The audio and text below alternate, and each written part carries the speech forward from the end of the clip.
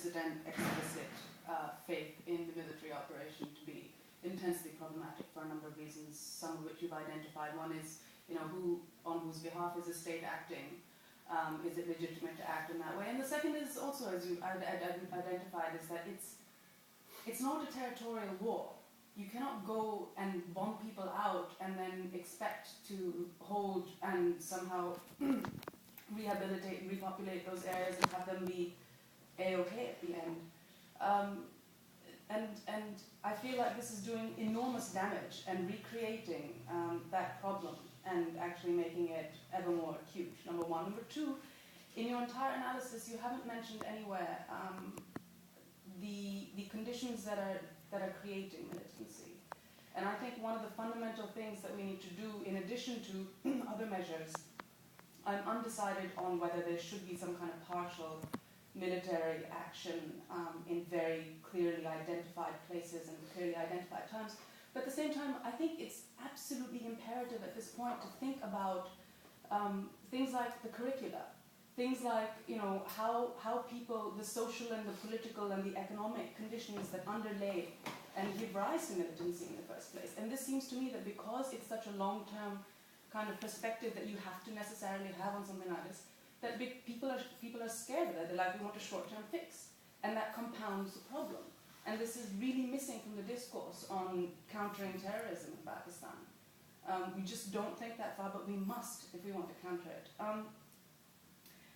I thought that you contradicted yourself at a point where you're saying that you understand and agree that it's not enough to capture territory, but at the same time you're saying that you support the fencing and the mining of the Durand Line. Now, what is the logic of the Durand Line?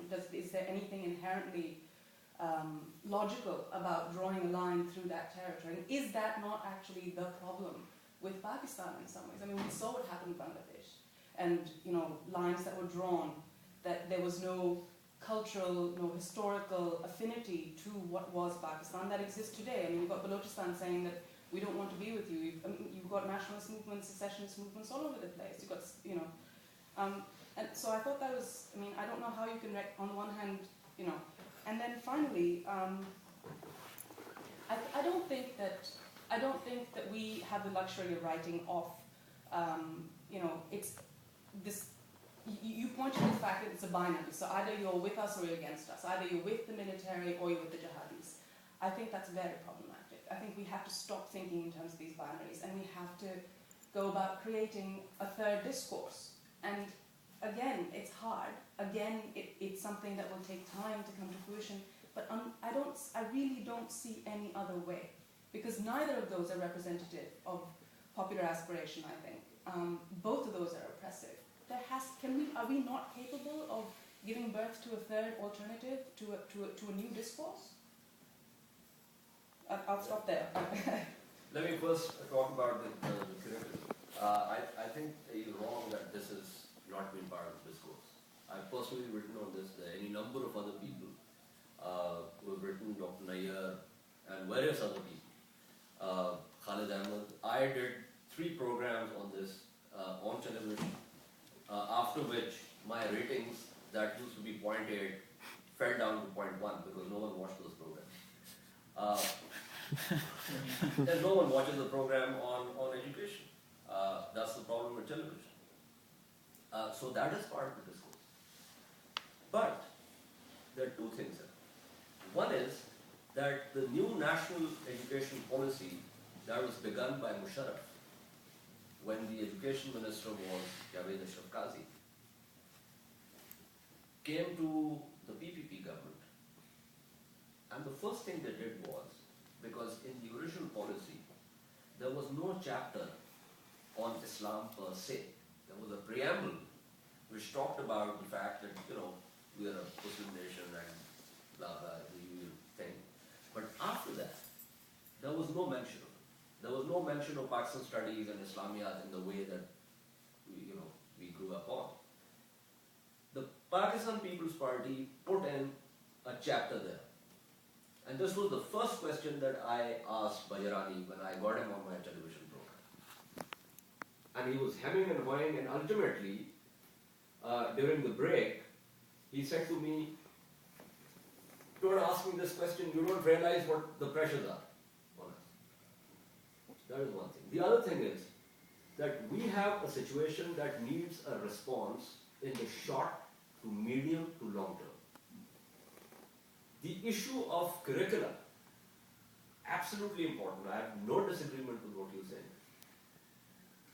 Cannot address the situation in the short term. They will, which is not to say that you don't have to begin to address that. You have to. But the fruits of that, you are not going to see in the next 1 week or 2 months or even a year. But within this time span, there is a threat that you have to respond to. That's one thing. The other thing, the point that which you began with about the contradictions. Yes, I think I was very clear about the fact that there are contradictions. Those are the very dilemmas. How do you respond to a threat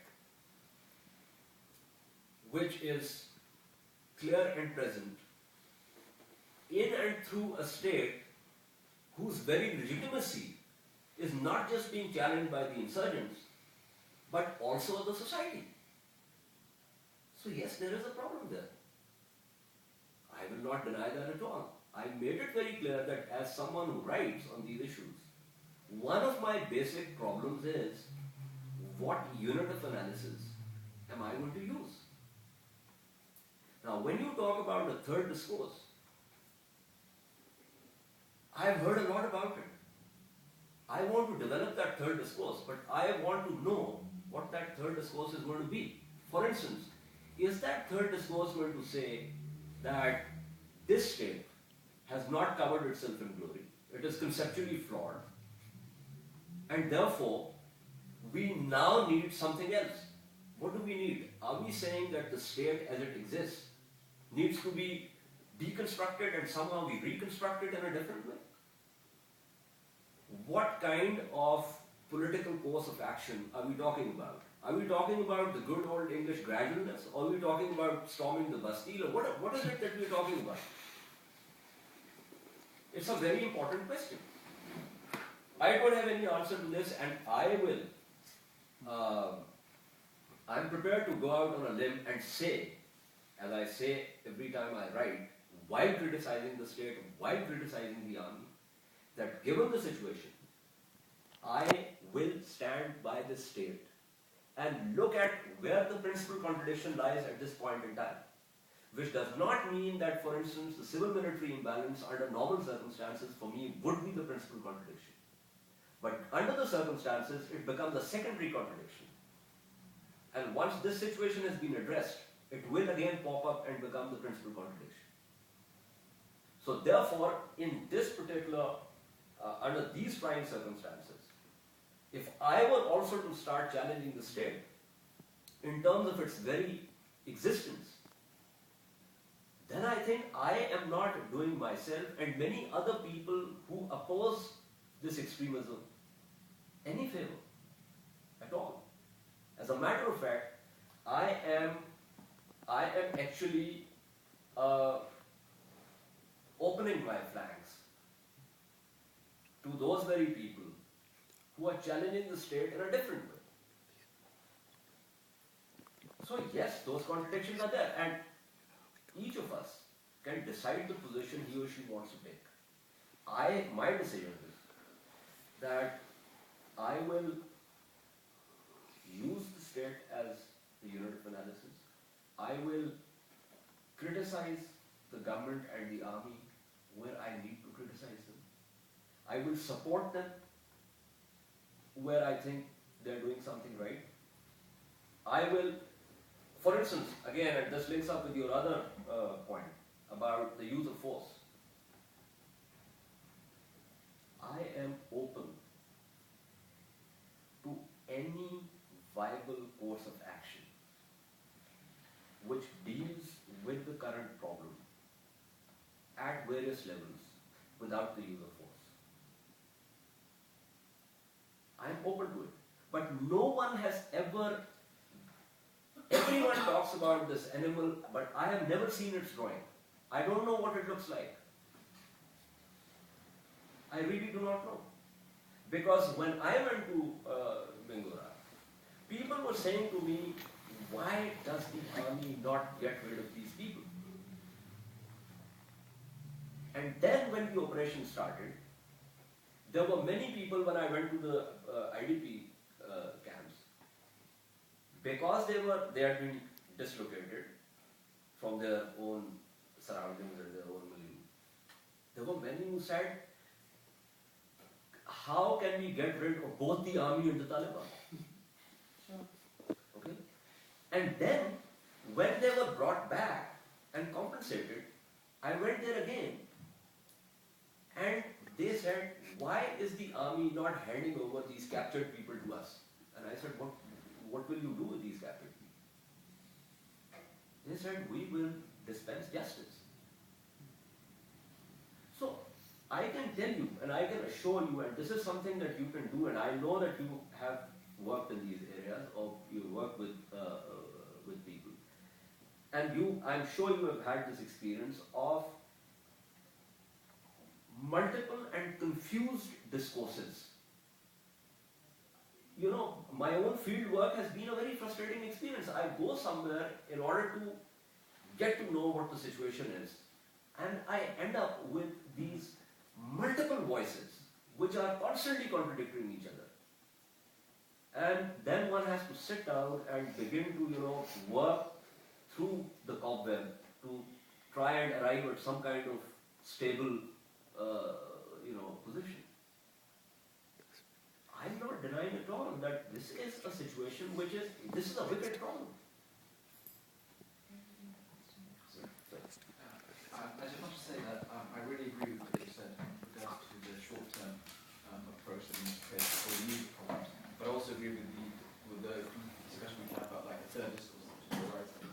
And I actually think what you said is quite important in the sense that although you said this is something we shouldn't do, I think this is something we should do. I think there needs to be a complete deconstruction and reconstruction of the state, because I actually think that the key problem that we are facing as a nation is a philosophical problem, actually, in the sense that I think the challenges are ideological, and the reason that we have so much confusion and so much terrorism really, and such discord really in the country, is because there's no agreement on key philosophies and ideologies. I personally think so, because at the moment we've got a great dichotomy in the country. On the one hand, we've got extremists going completely that way. On the other hand, we've got the liberals going completely the other way, and there's no one occupying the centre ground, and a society is built on the centre ground, I think. So I think the discourse needs to be had, and it needs a complete rethink of everything that how the state works, and deconstruction and reconstruction if need be. And I think it needs to be ideological more than anything else. Let me just answer. I fully agree with that, by the way. I mean, I feel like it's very difficult to have this, there's so much that I feel like I need to say to you, and it's really unfortunate I have to leave right now because I have to be somewhere at 8, so I'm going to walk out and be the rude person who does that. I hope to engage later. See, in theory, I absolutely disagree with you. In theory, I absolutely disagree. And this is a theoretical discussion, isn't it? But here's my question. You're lucky enough to be here at Oxford. I write for a couple of English language newspapers. Neither of us is relevant to the situation.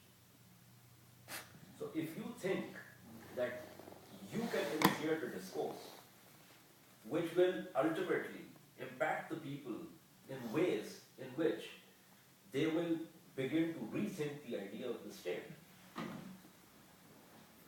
then, excuse my saying so, you'll be fooling yourself. I have fooled myself many a time. Now I realize that in terms of making a difference, if I were to go and contest the election of a dog catcher, I lose. So that's the whole idea. I mean, my point really is that to say that the army has been responsible for any number of things, I agree with you. I totally agree with you. But there is a time when you have to have a discourse, and there is a time when you are facing the consequences, and where you need to develop concrete responses, not just theoretical concepts. And that's why I agree with what you're saying in the short term. I think it's so important to have, you know, the Precisely. But at the same time, if you have to develop a response in the short term, which is a concrete response, which is not going to be the perfect response, because there are any number of contradictions, then you cannot begin to have this discussion, because now what you'll have is that most probably the state's own idea of itself is also simultaneously transforming because of this very threat. So what you want to deconstruct and then reconstruct is something that is already happening.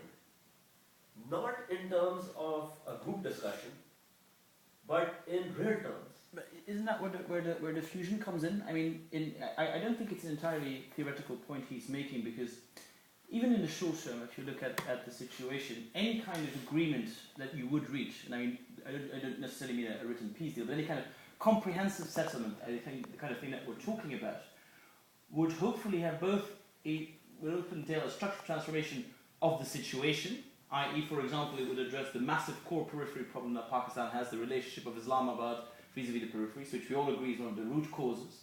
It would also do something about the huge economic gaps, etc. But therefore, by that very act, you're already engaging in the process of dealing with some of these contradictions, and not necessarily in a kind of philosophical, I'm out there on the plane kind of rebuilding way, but in a very dynamic and perhaps messy way. But that's the way, you know, peace agreements are not necessarily just legal documents. They can actually also help transform the way people think. I've seen it many times in very different contexts. And perhaps that's the way we confuse your, and I think very, very, very powerful concern, you know, people are dying, this is short term, the threat is right here, right now, with we need a fundamental discussion. And the two can be fused. Again, it will require some messy compromise. And I completely agree. But you see, there are multiple levels at which this Sure. is already happening. Mhm. This happens more often in the English language press. Sure. This happens more often at the academic fora. It also happens, for instance, in real political terms. This very government, which has not done many things, but at the same time has also done certain things. For instance, the 18th Amendment. For instance, the NFC award, which was hanging fire for 17 years. And for once,